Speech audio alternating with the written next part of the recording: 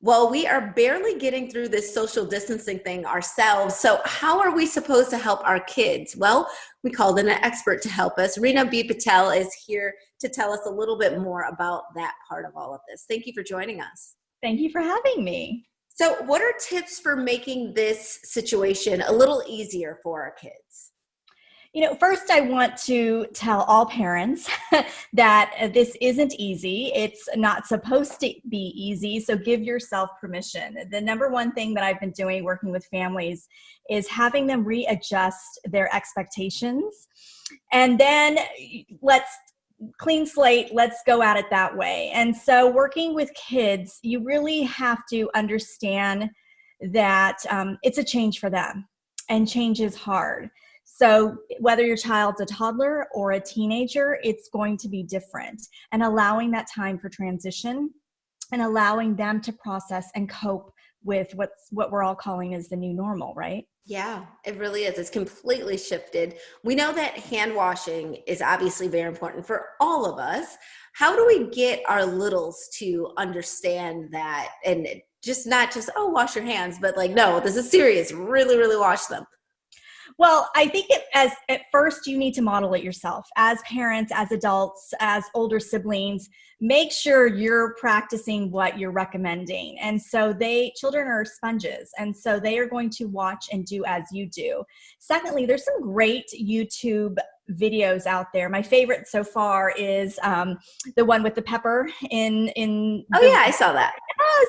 And it really can show children at a young age what germs are, they're concrete learners. And so they have to really see versus you just telling them. Yeah. And the other is make it fun. A lot of times, one of my biggest tips early on was singing the happy birthday song. So that's pretty much, if you sing it one time through, even two times through, you can get to that 20-second mark, which is what the recommendation is.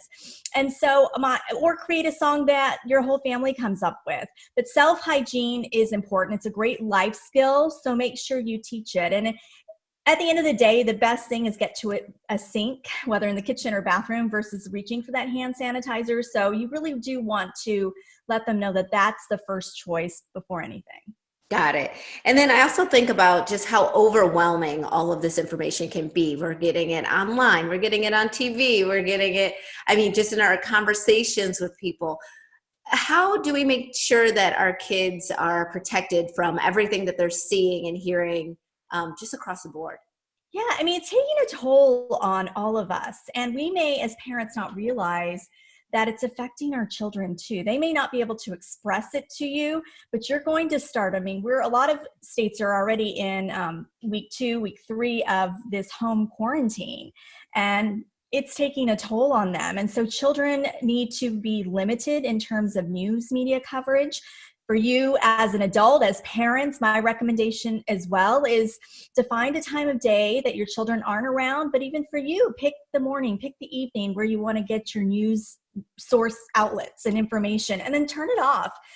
Step away, because a lot of individuals who don't present with anxiety or don't present with depression are starting to have those feelings. And it's very typical because we're having an endless amount of COVID-19 exposure during this pandemic time. And if you've got the information, set it aside, especially for kids. They don't understand, depending on what their age is, their developmental level, they don't understand what's going on. So there's no need to have it in front of them. And you might think that they're in the other room playing, or they're on the computer, or maybe doing something else, but they're hearing it as well. So if you have to get that information, maybe put in some earbuds and have it on your phone.